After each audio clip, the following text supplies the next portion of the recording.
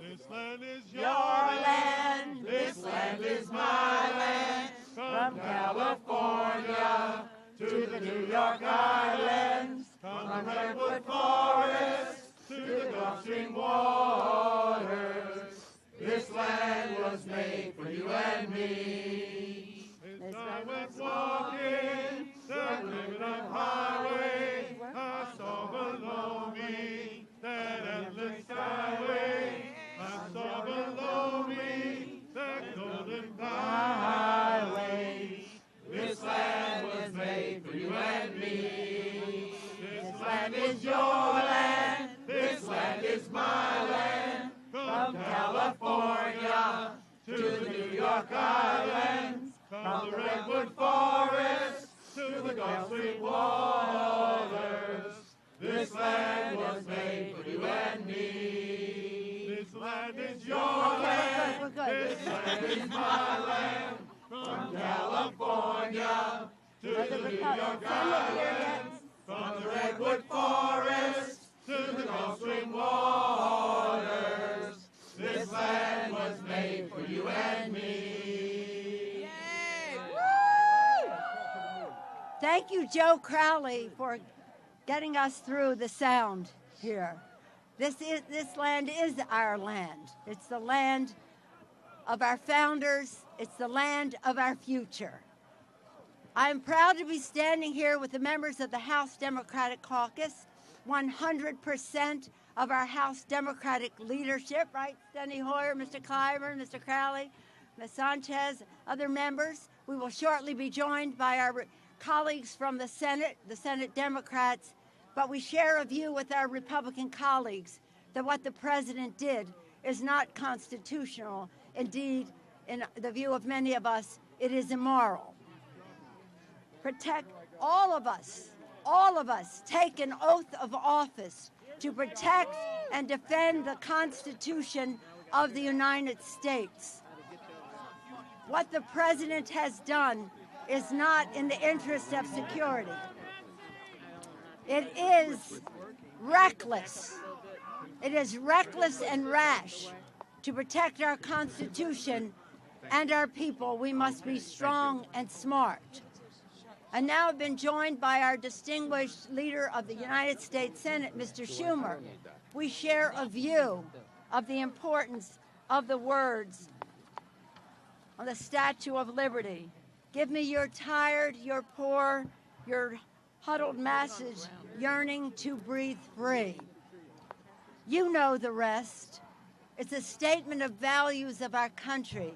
It's a recognition that the strength of our country is in our diversity, that the revitalization constantly of America comes from our immigrant population. It would now be my time to introduce two very brave, determined, courageous, optimistic newcomers to our country. But first, I'm going to introduce and yield to a champion for the principles embodied in the Statue of Liberty and fought for since our country began, including this weekend at airports throughout the country. I thank all of you for coming. I ask all of you to welcome the distinguished leader of the Senate, Chuck Schumer. Thank you. Ladies and gentlemen, this order is against what we believe in America. The order will make us unsafe.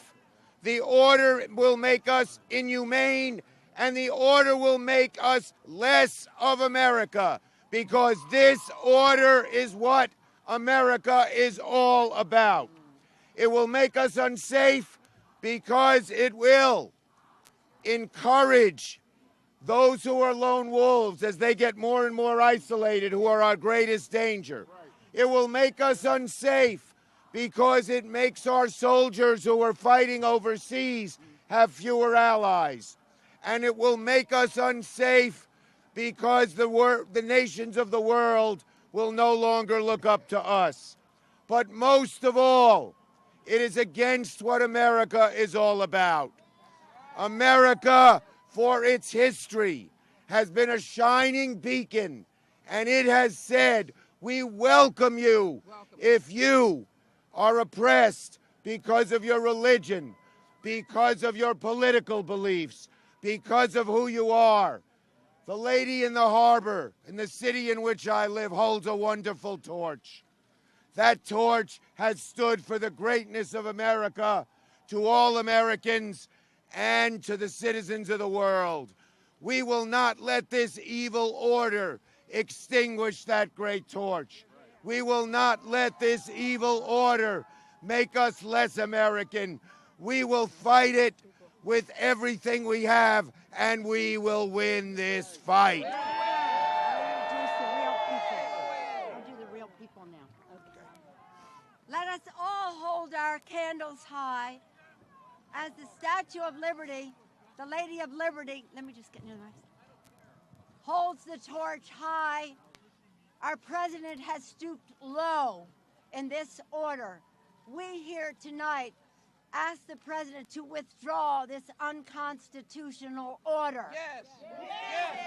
And now it is my privilege, our privilege, to introduce Farah Amir Kamal and Omar Al-Mazgad with their stories, their courageous stories.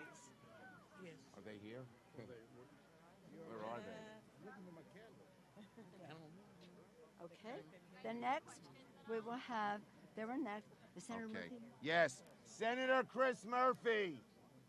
Connecticut! Okay, we'll go next. Okay. Murphy! Senator Hirono. This was not logistically Chuck, planned. Chuck, trying to talk to you. Chuck, he's trying to talk to you. Okay. Okay, Representative Jerry Nadler. Yay! Okay, we got one Yeah. here.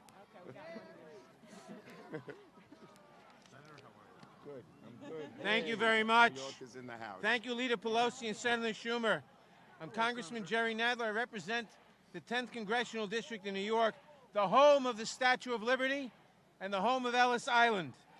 Those symbols of America's proud tradition of welcoming people to our shores are a little beaten and battered today because of the little man in the White House, Donald Trump.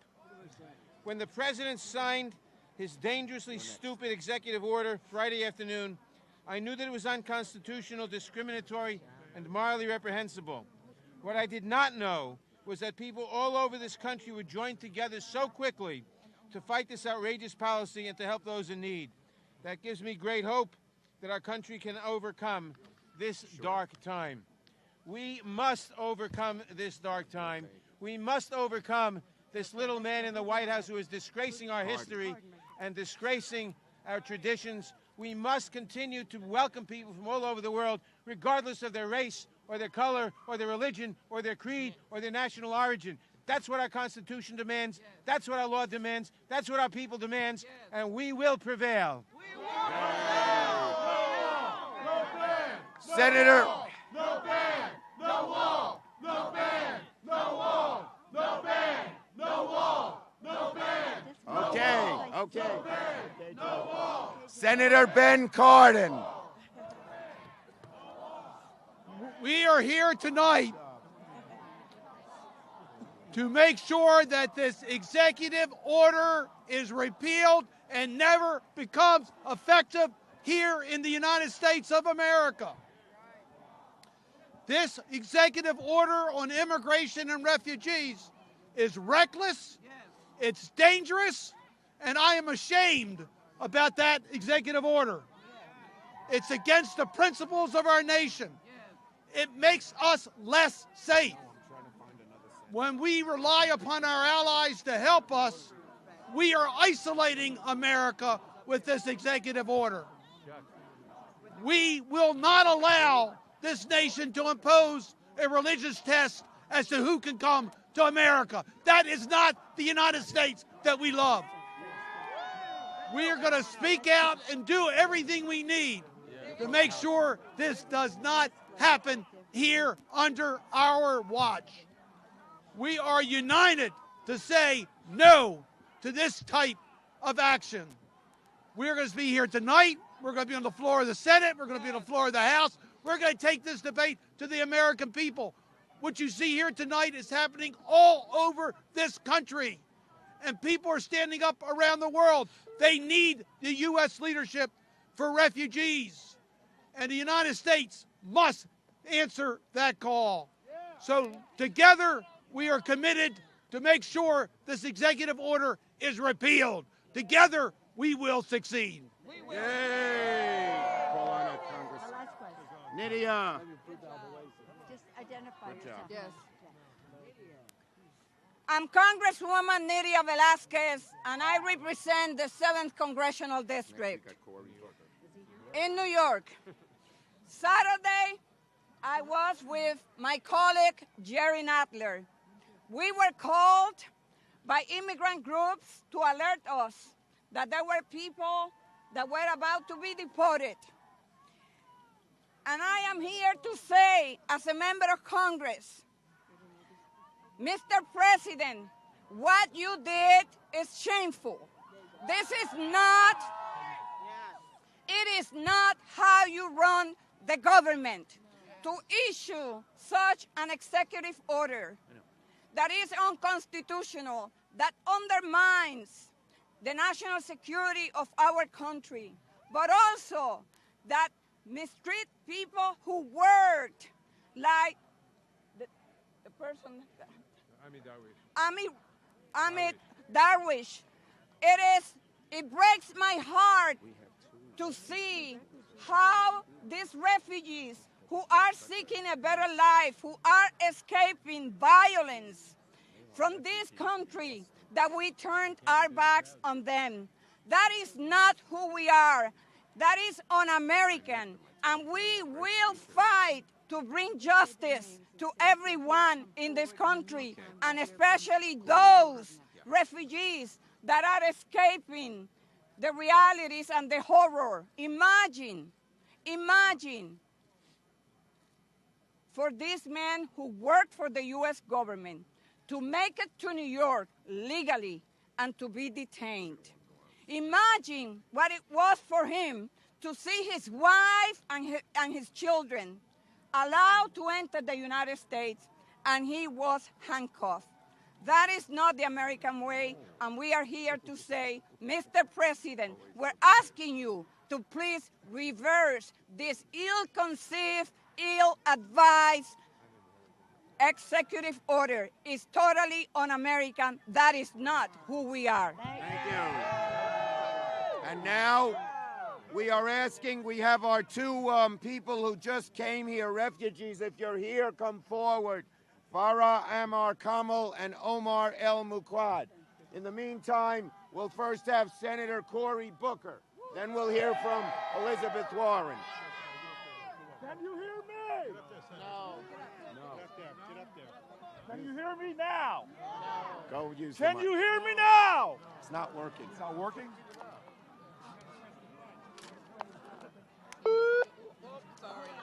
Test, 1, 2. No, Can you hear just- now? we don't have time. All right, ladies and gentlemen. Ladies and gentlemen. Today we don't stand out here as members of Congress. Yes. We don't stand here as members of a race or a religion. Right. Today we all stand here as American citizens. Every generation of American citizens have had to earn the right to enjoy the freedoms and the privileges of citizenship. Every generation has faced the choice. Do we let our ideals expand or retract? Do we let our freedoms grow or do they retrench? Do we let love expand or do we let love be beaten by hate? This generation now has our test. There is a shadow hanging over our ideals and our values. There is an assault on our values and our principles. And now more than ever, we must choose to fight.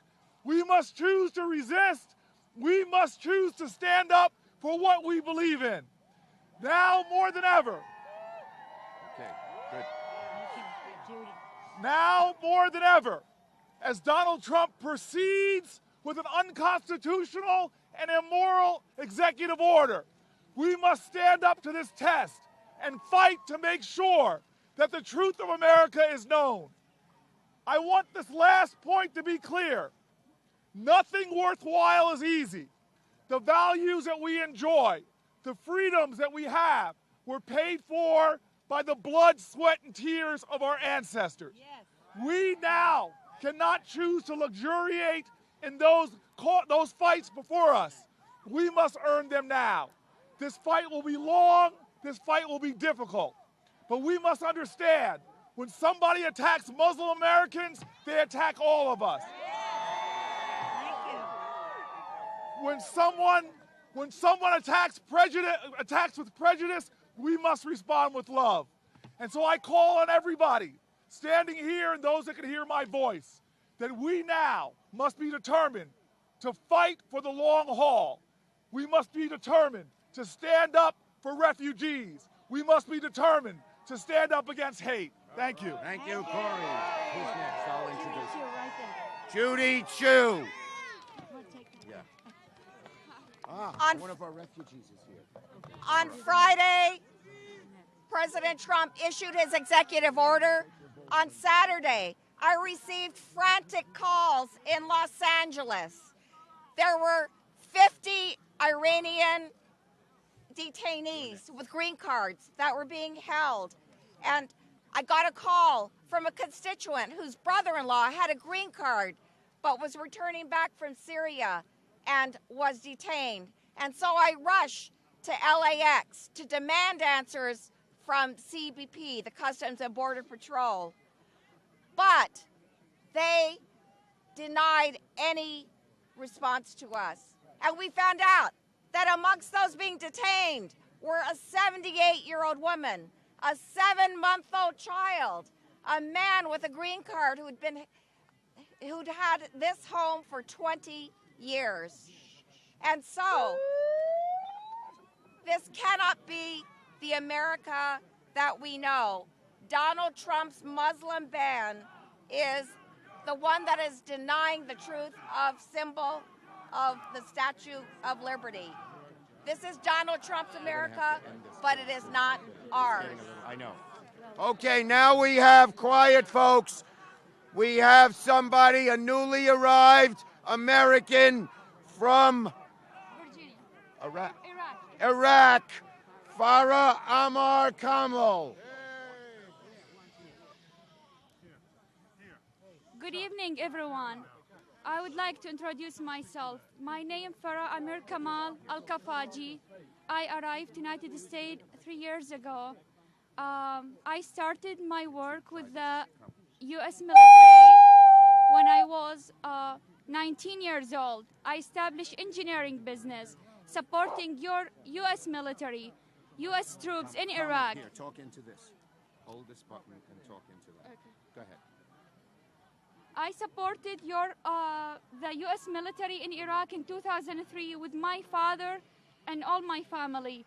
In 2006, my husband was murdered and my father was kidnapped and tortured because our support for the U.S. military, because our belief in the U.S. mission. And my family applied for their visa, and so did I. And I got approved in 2012 after waiting 8 years. 8 years, every day I hide, everywhere. I lived in all cities with my 2 boys, and so is my family. They still in Iraq, they still suffering. My father getting old, I need to see him. I cannot go back. I'm a military spouse. My husband is a military in the Navy, and I cannot go back to Iraq, and I cannot see my father and my family in Iraq, and I need help. This decision is do nothing but separate my family apart, and I pray that the president will change his mind and will do something to reunite me with my family again.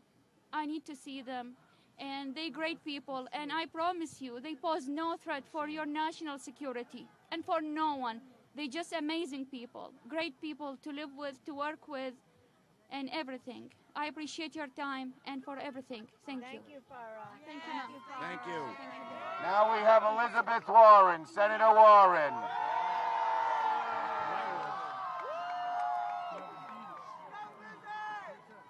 Here, Elizabeth, hold this down. Hold this down. Yeah, just the black thing. Hold it There we straight go. to your mouth, Elizabeth. Raja? Where's Raja? Donald Trump has issued an executive order that is illegal, that is unconstitutional, and that is immoral. We are here to fight back. That's why we're here. Donald Trump is trying to chip away at the very foundation of our democracy. This country is in crisis. It is no longer business as usual in the United States Congress. It is no longer business as usual in Washington. We are here to step up in this moment. Americans are a good and decent people. We stand with our fellow human beings who flee terrorism. We stand with the people who helped American soldiers. We stand with the people who came here to study, to work, who have families here. We will fight Donald Trump in the courts. We will fight Donald Trump in the Congress. We will band together to fight Donald Trump as he tries to put himself above the law of the United States. This is truly the purest form of patriotism. We are here to defend the Constitution of the United States. We are here to defend our moral foundation. We are here to live our values, to fight for our values today and tomorrow and for as long as it takes to restore the basic decency and vision of this country. This is who we are. Thank you. Thank you. You bet. Thank you, Elizabeth. And now we have another one of our new Americans, Omar El Muqdad. Come over, Omar. Here we go. Hi, guys. Hi. Thank you all for being here tonight. First of all, just before I start introducing myself, there's one thing I want to make it quick. Refugees are not your enemy. Your enemy is the one who made them refugees. Your enemy is the one who made them refugees. My name is Omar Al-Muqdad. I came to this country as a refugee from Syria. I'm a Syrian journalist and filmmaker. I'm an American journalist and filmmaker from a Syrian descent. I fled persecution. I fled Assad regime because I was there followed, harassed by Syrian security forces. I came here seeking freedom, the freedom of speech, the freedom of expressing my opinion without being harassed by police and by security forces. I believe in American principle. I believe in liberalism. I believe in American principle and everything America stands for. I am not your enemy. I am not terrorist. And what's going on out there is really a generalization, is a definition of generalization. You can't paint 7 million Syrian refugees with a single brush and call them terrorists. That's wrong. I want to salute you all for being here. Thank you all. You represent the beautiful face of the United States of America. Thank you very much. Thank you, Omar. Raja Krishnamurthy. Raja.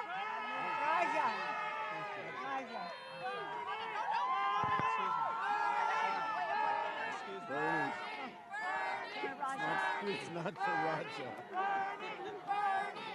You're Nacy, and where's Amy?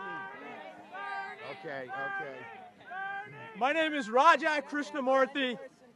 I'm a congressman from Illinois' 8th District. Like my colleagues, I took an oath to uphold and defend the Constitution. I was elected to help grow the economy and help to unify the country. The executive order that was just issued is an assault on the Constitution. It hurts working families and the economy, and it divides our country. It's time to fight back. Are you ready for the fight? Are you ready to win?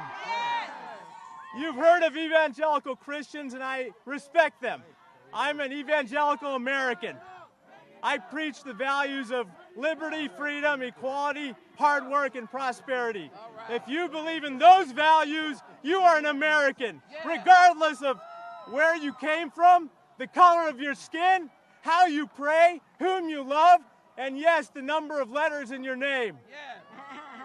All that matters is you live a good life, you take care of your family, and you give back to your country. Are you ready for the fight? Yeah. Are you ready to win? Yeah. God bless you. God bless America. Thank you.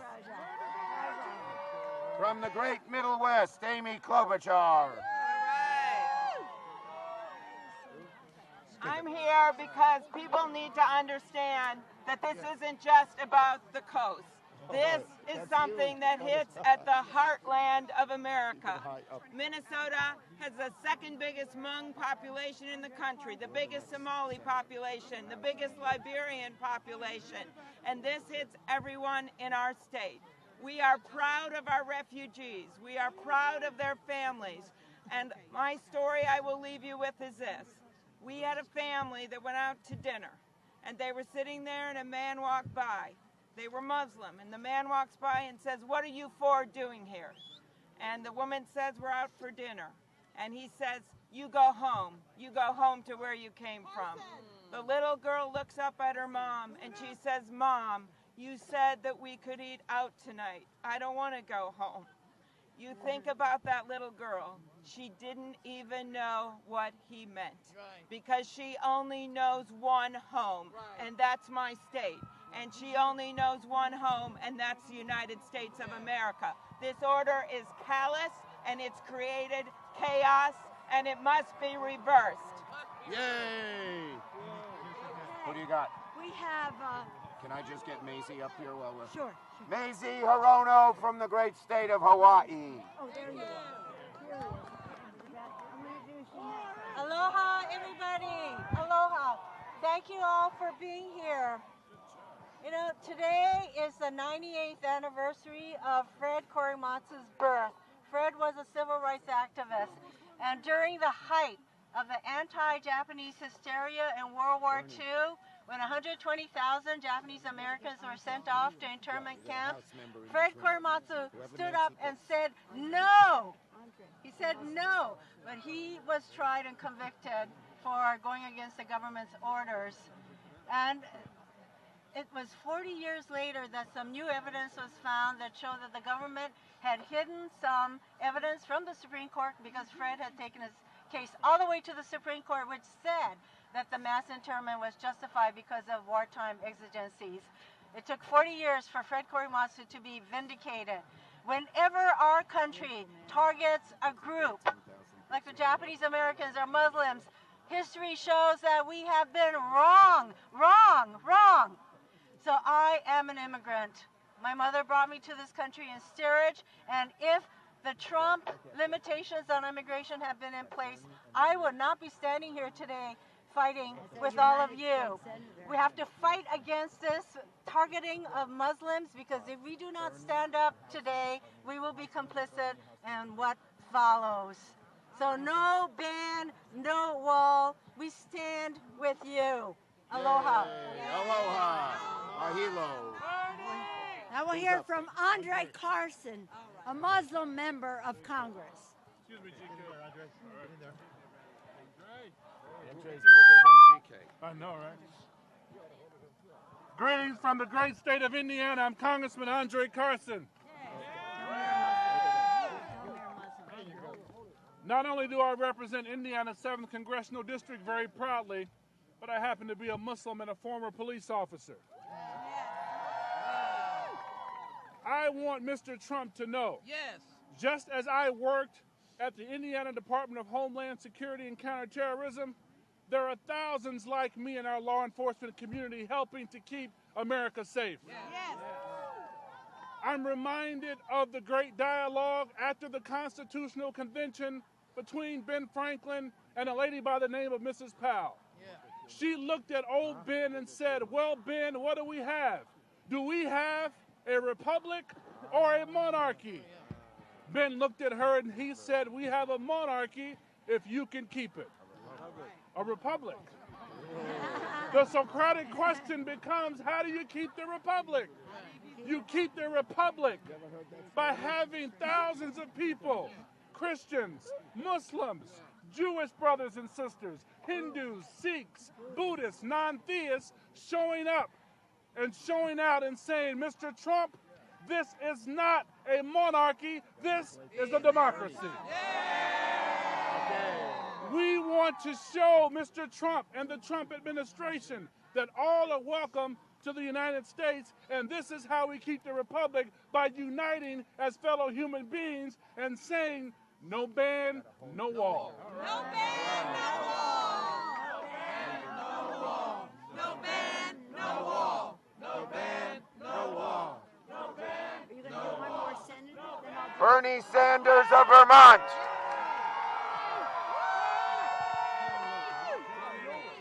Thank you all for coming out tonight to send a very loud message to Mr. Trump. And that is your ban in denying people the right to visit our country contradicts everything that this country stands for and what our men and women in the military have fought for. Our job is to bring people throughout the world closer together, not to divide them up. And not only is this ban a violation of what we as Americans stand for, it will make us less safe, not more safe. Because what Trump has done is give ammunition to the jihadists all over the world who have told their people that we in the United States hate them. We do not hate the Muslim people, and we want them to know that. So we say to President Trump, rescind that ban. Thank you. A lady asked me to give this to you. Thank you, Bernie.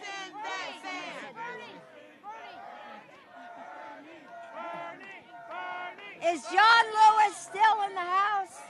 John Lewis. Is John Lewis still in the house? He left. Is John Lewis still in the house? Okay, I'm going to yield now to the from Maryland, our distinguished whip, Steny Hoyer. Talk into this thing. Talk into this. It's loud. Where did Steny go? Okay. You can press on that and talk into it. Why don't you introduce yourself and speak? It's like this. All right, go ahead, Al Franken. All right. Hi, I'm Al Franken from the great state of Minnesota. You know, Amy Klobuchar just came up here. She said that we have the largest Somali refugee population in the country, and we are so proud of our Somali community. I want to tell you a story. We had, about a year and a half ago, a young lady from Wilmer, Minnesota, named Muda Abdullahi, and my staff told me that she was a new Senate page.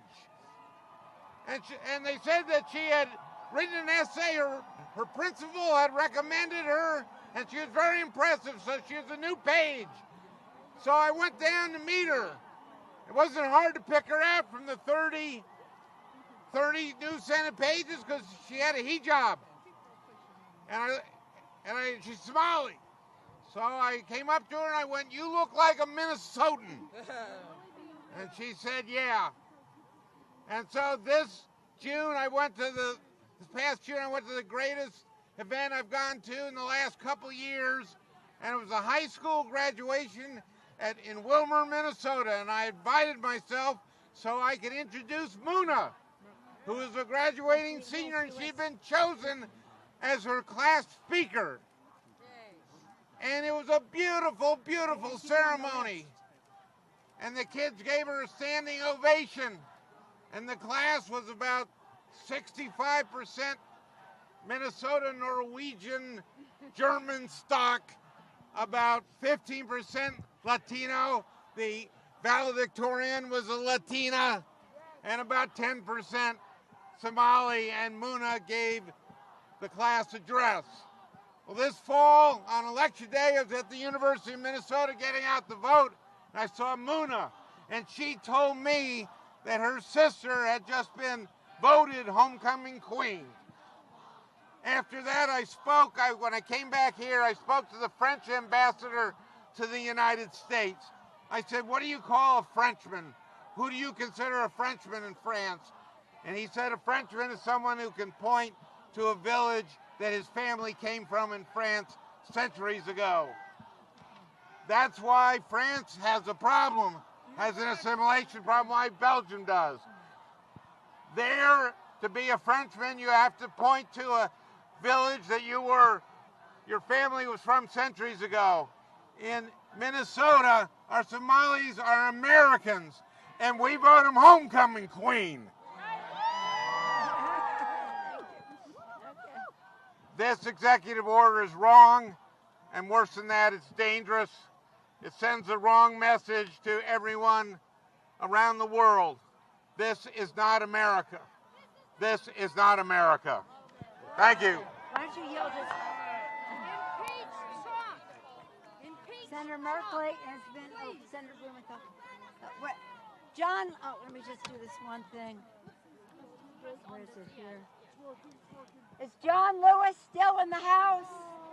No, he left. Okay, I'm going to yield to the Senate. Senator Blumenthal. And then we'll leave. I am Richard Blumenthal from the great state of Connecticut. And I just want to say real quickly, you know, my dad came to this country in 1935 to escape persecution as a refugee. He was 17 years old. He had not much more than the shirt on his back. He spoke no English, and he knew nobody in this country. The United States of America gave him a chance to succeed. He would be sad and ashamed of this order. He was a proud American, but he would be sad and ashamed of a ban on anyone based on religion or race or national origin. That kind of ban and discrimination are not only anti-immigrant, anti-refugee, anti-Muslim, it is anti-American. And so we need to fight, be strong, and we will with your help. And this movement is capturing America. America is rising. America is rising, and it should, because this is a threat not just to one religion or one race, it's a threat to all of us. Thank you for being here tonight. Thank you, Leader Pelosi. And I'm happy to introduce now my colleague, Jeff Merkley. Senator Merkley from the great state of Oregon. Oregon stands for liberty. Do you stand for liberty? Oregon stands for justice. Do you stand for justice? Lady Liberty is crying tonight. Do you stand with Lady Liberty? Give us your tired, your poor, your huddled masses yearning to breathe free. Isn't that what America is all about? Are we going to stand with the widows and the children and the interpreters coming to America? So let's send a message to Donald Trump. Read the Constitution. Message to Donald Trump. Learn about religious liberty, religious freedom. Message to Donald Trump. Tear down that ban. Tear down that ban. Tear down that ban. Tear down that ban. Thank you. Great job.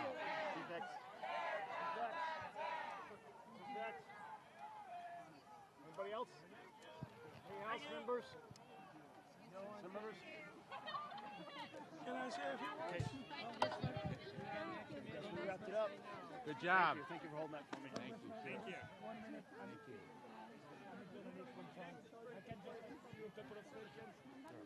Explain, you said your son of immigrants? Explain German refugee. So explain your situation. My father came to this country in 1935. to escape persecution in Germany. He was 17 years old. He spoke no English, he knew no one, and he had not much more than a shirt on his back, and this country welcomed him.